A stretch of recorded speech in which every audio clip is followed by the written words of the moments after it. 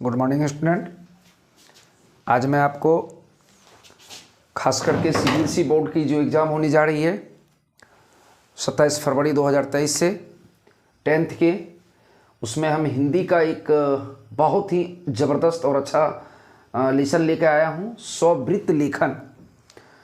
इससे आपको अच्छे मार्क्स का प्रश्न पूछा जाता है, लेकिन सबसे बड़ी बात है कि इस चीज़ को समझना कि ये स्ववृत्त लेखन है क्या और हम परीक्षा में इसका जवाब दें तो कैसे। आइए आज हम इसी बिंदु पर पूरा डेप्थ एकदम क्लियर कॉन्सेप्ट में समझें और समझने का प्रयास करें। लेकिन मैं एक बात कहना चाहता हूं आपसे कि अगर आप चैनल पर नए हैं तो निश्चित रूप से इसको सब्सक्राइब करें, बेल आइकन बटन दबाएं, ऑल कर लें, हर नोटिफिकेशन आपको मिलेगा। जब तक आपकी एग्ज़ाम कंप्लीट हो नहीं जाती है हर चीज़ आपका क्लियर करता रहूँगा। बस आप कमेंट बॉक्स पे जाएं, जहाँ भी इंग्लिश हिंदी में, चाहे वो लिटरेचर से संबंधित हो, इंग्लिश ग्रामर से संबंधित हो, हिंदी साहित्य से संबंधित हो या हिंदी व्याकरण से संबंधित हो, आप क्वेश्चन को कमेंट बॉक्स में लिखें। नेक्स्ट दिन आपको जवाब हर हाल में मिलेगा, बिल्कुल ही क्लियर कॉन्सेप्ट के साथ। और अगर आप पहले से जुड़ गए हैं तो निश्चित रूप से ज़्यादा शेयर करें कि आप ही की तरह जो सीबीएसई के आपके साथी हैं उनको ज़्यादा से ज़्यादा लाभ मिले। तो आइए हम लोग देखते हैं कि स्ववृत्त लेखन है क्या, इसको हम कैसे क्लियर करें। तो चलिए देखते हैं, सीबीएसई बोर्ड का ये बहुत अच्छा चैप्टर है। तो स्ववृत्त का अर्थ क्या होता है, सबसे पहले हम लोग इसको जान लें। लेखन का अर्थ क्या होता है इसको जान लें। तो स्ववृत्त का अर्थ यहाँ देखिए मैंने लिखा हुआ है लाल मार्कर से, आपका है रेड कलर से। स्व मतलब अपना, अब वृत्त मतलब होता है विवरण। तो स्ववृत्त का शाब्दिक अर्थ हो गया अपना विवरण। अब अपना विवरण में हम क्या दें, कैसे दें और कितना दें, किस प्रकार से दें, यही चीज जानना स्ववृत्त लेखन कहलाता है। ये तो हम अपनी भाषा में बात कर रहे हैं। चलिए थोड़ा सा देखते हैं कि हमारे साहित्य भाषा में से क्या कहा जाता है। तो स्ववृत्त का शाब्दिक अर्थ आपने समझा। स्व मतलब अपना, वृत्त मतलब विवरण।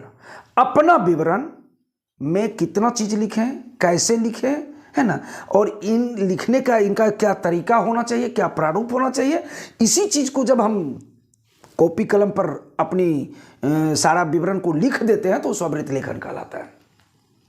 आइए हम लोग देखते हैं कि स्ववृत्त लेखन कहते किसको है। तो नोट में हमने लिखा है कि स्ववृत्त लेखन किसी व्यक्ति विशेष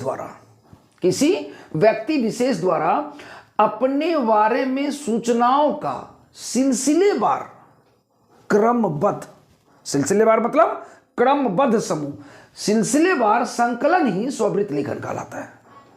बिल्कुल सटीक परिभाषा है। फिर से देखिए, स्ववृत्त लेखन किसी व्यक्ति विशेष द्वारा अपने बारे में सूचनाओं का सिलसिलेवार मतलब क्रमबद्ध समूह। अब जैसे मान के चलिए स्ववृत्त लेखन में सबसे पहले हम अपना नाम ना लिख करके हम अपने फैमिली बैकग्राउंड के बारे में लिख देते तो ये थोड़ी स्ववृत्त लेखन होगा। या हम अपना नाम लिखे नहीं, हम शैक्षणिक योग्यता को लिख देते, ये थोड़ी स्ववृत्त लेखन होगा। हम अपना नाम लिखे नहीं, हम कार्य अनुभव को लिख दे, हम अपना नाम लिखे नहीं, हॉबी को लिख दे, ये नहीं। मतलब सिलसिलेवार से पहले जो लिखना चाहिए, यानी मैं लिखना चाह रहा हूं अपना स्ववृत्त लेखन तो सबसे पहले मेरा नाम होना चाहिए, है ना। इन चीजों को ध्यान में रखना है। तो स्ववृत्त सिलसिलेवार संकलन ही स्ववृत्त लेखन कहलाता है। आशा करता हूं कि यह स्ववृत्त लेखन का जो परिभाषा है बिल्कुल छोटा और सटीक है, आप समझ गए होंगे। आगे बढ़ते हैं। स्ववृत्त का शाब्दिक अर्थ यानी अर्थ। तो स्व मतलब अपना और वृत्त मतलब विवरण, अपना विवरण। अब अपना विवरण जब हम दें तो कैसे दें, क्यों दें, किस प्रकार से दें, उसको देखिए। इसमें व्यक्ति अपने व्यक्तित्व, ज्ञान और अनुभव के सबल पक्ष को, सबल पक्ष शब्द से याद आ गया कि एक माह में दो पक्ष होता है, एक कृष्ण पक्ष, एक शुक्ल पक्ष। और पक्ष शब्द से यह भी याद आ गया कि मनुष्य का भी एक सबल पक्ष और एक दुर्बल पक्ष होता है, निर्बल पक्ष जिसको हम लोग बोलते हैं, है ना।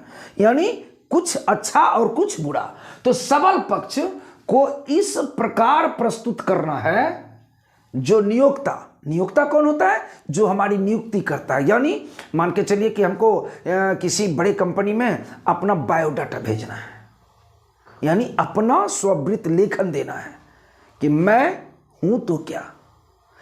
तो वो जिसको हम दे रहे हैं अगर वो हमारे इस बायोडाटा से प्रभावित होता है, कहावत में भी है इंग्लिश में कि first impression is the last impression, यानी जब हम पहली बार किसी से मिलते हैं और वह गर्मजोशी या वह मिलना मेरा क्या होता है, last impression. First impression is the last impression, मतलब इतना प्रभावशाली होता है कि वो ना चाहते हुए भी हाँ में बदल जाता है।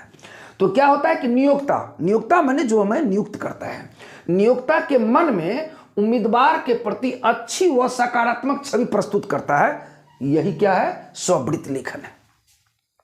अब उसको लिखना कैसे है आइए हम लोग चर्चा करते हैं, लेकिन उससे पहले हम एक बात और आपको बता दूं कि इसे अंग्रेजी में क्या कहते हैं, किसको, स्ववृत्त लेखन को। तो इसे अंग्रेजी में बायोडाटा, रिज्यूम या करिकुलम विटा कहते हैं।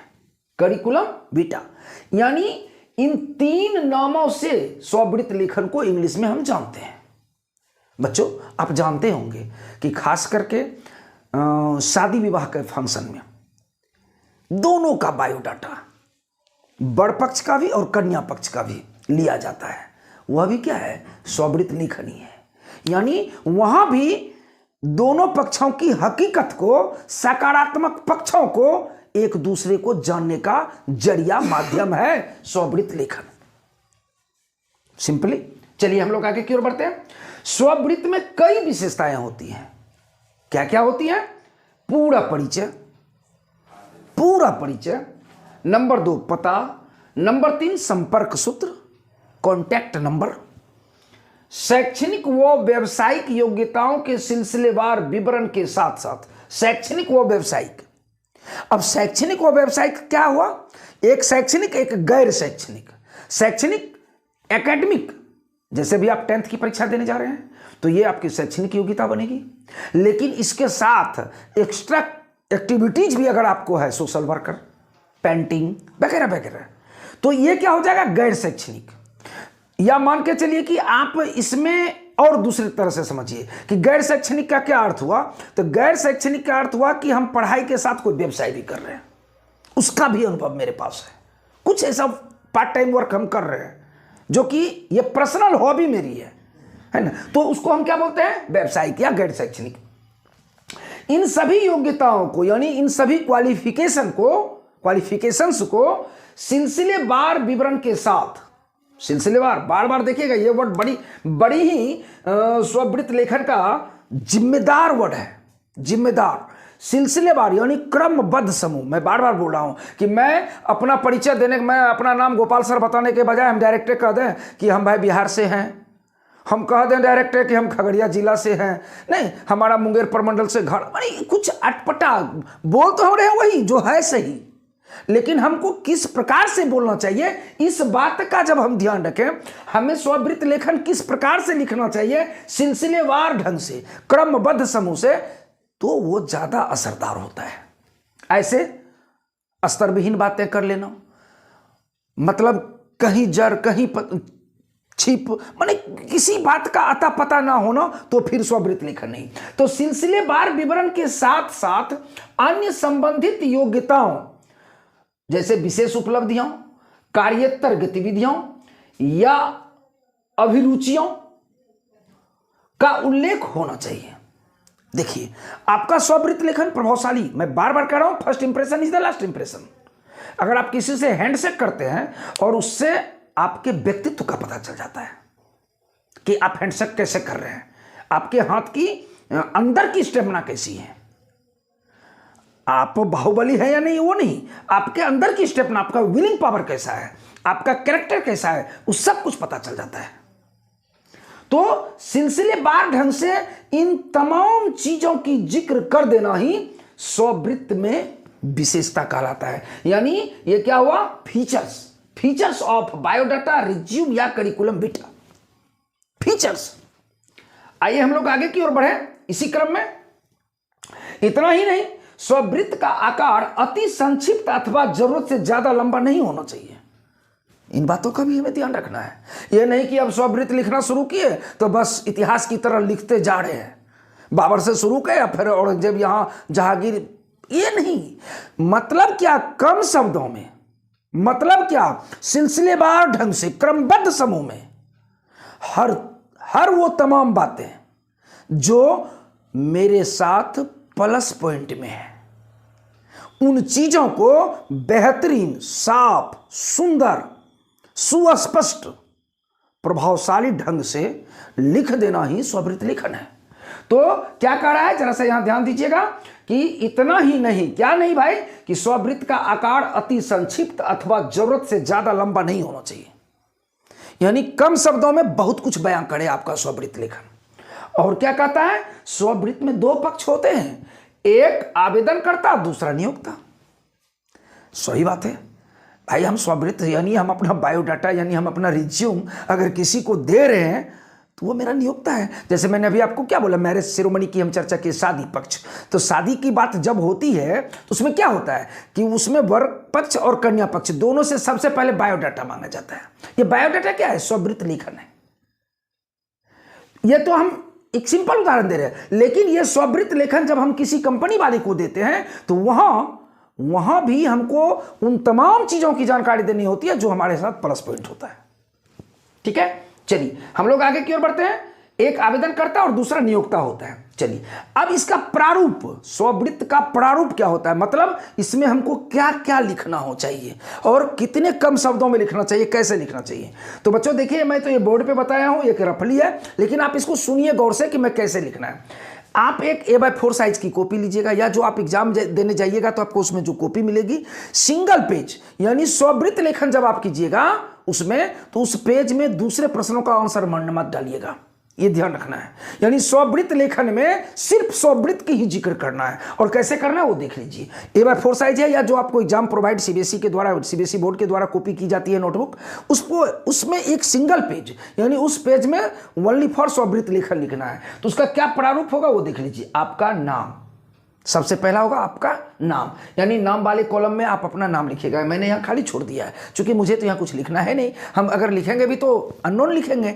आपको अपना नाम लिखना है, फिर पिता का नाम, माता का नाम, जन्म तिथि, वर्तमान पता और अस्थायी पता। ये वर्तमान पता और अस्थायी पता को अंग्रेजी में क्या कहते हैं, जरा सा उसको देख लीजिए। ये वर्तमान पता को हम लोग क्या बोलते हैं, कॉरस्पॉन्डिंग प्रेजेंट एड्रेस, है ना, तो वो कॉरस्पॉन्डिंग पत्राचार पता भी इसको हम बोल सकते हैं। और अस्थायी पता वो क्या होता है, जो नेटिव विलेज, पैतृक गांव से रिलेटेड होता है। ये ध्यान रखना है, वर्तमान पता यानी क्या, कॉरस्पॉन्डिंग एड्रेस, और अस्थायी पता यानी परमानेंट एड्रेस, ये ध्यान से रखना है। इसके बाद फिर क्या है, मोबाइल नंबर। सोशल मीडिया का युग है, अभी सबसे बड़ा संपर्क सूत्र क्या है, सोशल मीडिया। सोशल मीडिया बोले तो ढेर सारे हैं, नहीं उतने प्रकार को नहीं जिक्र करना है, लेकिन मोबाइल नंबर और ईमेल दे देना है। फिर है क्या, शैक्षणिक योग्यता। तो ये शैक्षणिक योग्यता का मैंने एक ड्राफ्टिंग किया है, उसको गौर से देख लीजिए।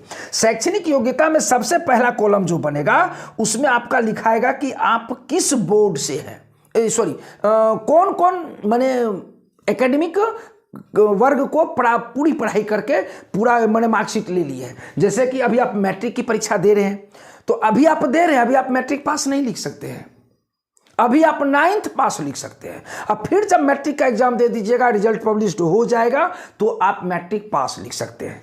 तो पहला कॉलम वो हो गया कि आपने कहां तक की पढ़ाई पूरी की है, किस वर्ग तक की, तो वो हो गया एक जस्ट एग्जांपल देकर आपको समझ रहा है, मैट्रिक। फिर आप उस मैट्रिक जो किए हैं किस बोर्ड से हैं, सीबीएसई, बीएसबीसी, ढेर सारे बोर्ड है ना, आईसीआईसी, तो आप सीबीएसई से कर रहे हैं। तीसरा कॉलम है कि आपको जो अंक मिला है उसका प्रतिशत क्या है, प्रतिशत आपको निकाल करके लिखना, और किस वर्ष आप पास किए, किस वर्ष आप पास किए। अब मान के चलिए कि आप भूलवश या जानबूझ करके प्रतिशत ज्यादा लिख दीजिएगा, तो कल के डेट में जब आपका डॉक्यूमेंट वेरिफिकेशन होगा तो वहां तो गलती होगी। तो इसलिए वो प्रतिशत आपके अंक का नमूना है, ये ध्यान रखना है। यानी शैक्षणिक योग्यता के बारे में जब आप जिक्र करेंगे तो ये 4 कॉलम को आप ध्यान में रखेंगे। इसके बाद भाषा का ज्ञान। बच्चों आजकल के बच्चे जो होते हैं वो कम से कम 2 भाषा तो आसानी से बोल लेते हैं, एक हिंदी दूसरी इंग्लिश, जबकि आपकी अंग्रेजी भाषा नहीं, अंग्रेजी तो क्या है, बिजनेस लैंग्वेज है, कम्युनिकेशन लैंग्वेज है।